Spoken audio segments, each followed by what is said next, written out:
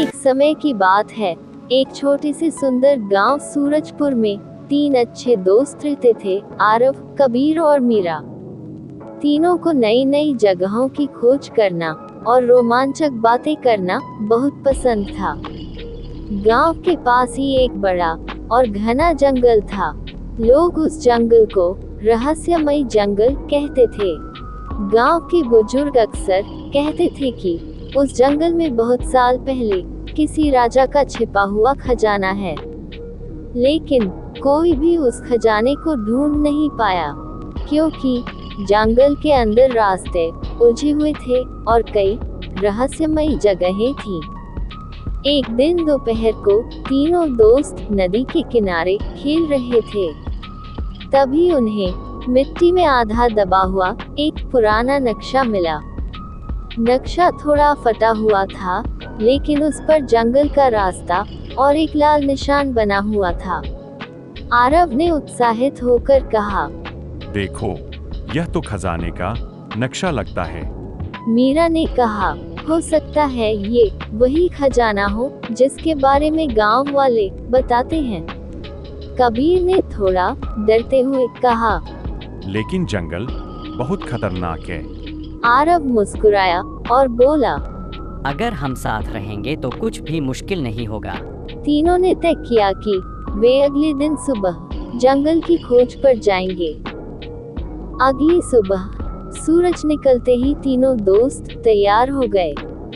उन्होंने अपने बैग में पानी की बोतल, कुछ खाना और एक टॉर्च रख ली। जैसे ही वे जंगल के अंदर गए, चारों तरफ ऊंचे ऊंचे पेड़ दिखाई देने लगे। पक्षियों की आवाजें गूंज रही थीं और ठंडी हवा चल रही थी। मीरा ने नक्शा खोलकर देखा और बोली, हमें इस रास्ते से आगे जाना है।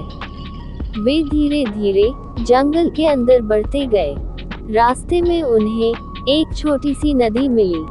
नदी का पानी बहुत साफ था, लेकिन पुल टूटा हुआ था। कबीर ने कहा, अब हम पार कैसे जाएंगे? आरव ने आसपास देखा और एक गिरे हुए पेड़ को नदी के ऊपर रखा। हम इस पेड़ के सहारे पार कर सकते हैं, उसने कहा। थोड़ा संतुलन बनाते हुए तीनों नदी पार कर गए। यह उनका पहला छोटा सा रोमांच था। कुछ दूर जाने के बाद उन्हें एक बड़ी चट्टान दिखाई दी। उस चट्टान पर अजीब अजीब निशान बने हुए थे। मीरा ने कहा, शायद ये कोई संकेत है। कबीर ने नक्शे को ध्यान से देखा और बोला, हाँ, यहाँ लिखा है कि सही रास्ता चुनने के लिए इस पत्थर को घुमाना होगा। तीनों ने मिलकर पत्थर को धक्का दिया। अचानक पत्थर थोड़ा घूम गया और उसके पीछे एक छोटा छिपा हुआ रास्ता दिखाई दिया।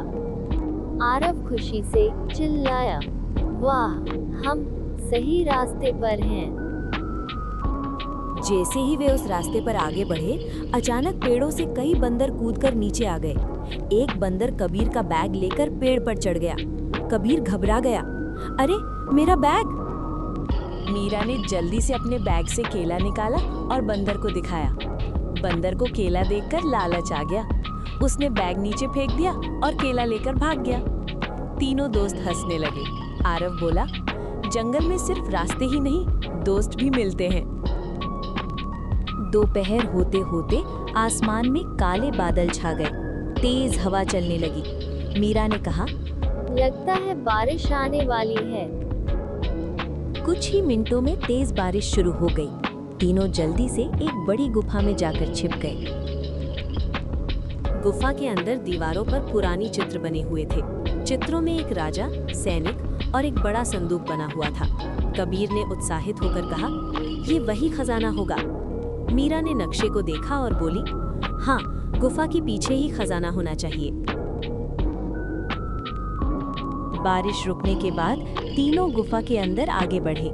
वहां उन्हें एक पुराना लकड़ी का संदूक दिखाई दिया, लेकिन संदूक पर एक पहेली लिखी हुई थी, जो मिलकर काम करे वही असली खजाना पाए।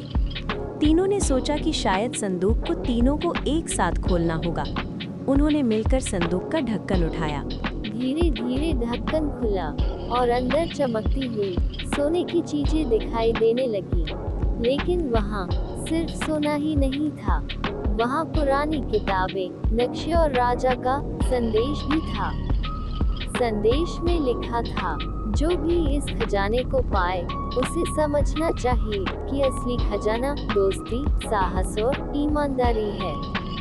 तीनों दोस्त एक दूसरे को देखकर मुस्कुराए। आरव बोला, सच में अगर हम साथ न होते तो यहाँ तक नहीं पहुँच पाते। शाम होने लगी थी। तीनों ने फैसला किया कि वे खजाने की खबर गांव के लोगों को बताएंगे ताकि ये जगह सुरक्षित रखी जा सके। जब वे गांव पहुंचे तो सब लोग उनकी बहादुरी की कहानी सुनकर हैरान रह गए। गांव के बुजुर्ग ने कहा, तुम तीनों ने बहुत हिम्मत दिखाई है। उस दिन से आरव, कबीर और मीरा पूरे गांव में छोटे खोजी नायकों के नाम से प्रसिद्ध हो गए और उन्होंने समझ लिया कि दुनिया का सबसे बड़ा खजाना सोना नहीं बल्कि सच्ची दोस्ती और साहस है। इस कहानी से यही सीख मिलती है कि सच्ची दोस्ती, हिम्मत और समझदारी से कोई भी मुश्किल पार की जा सकती है।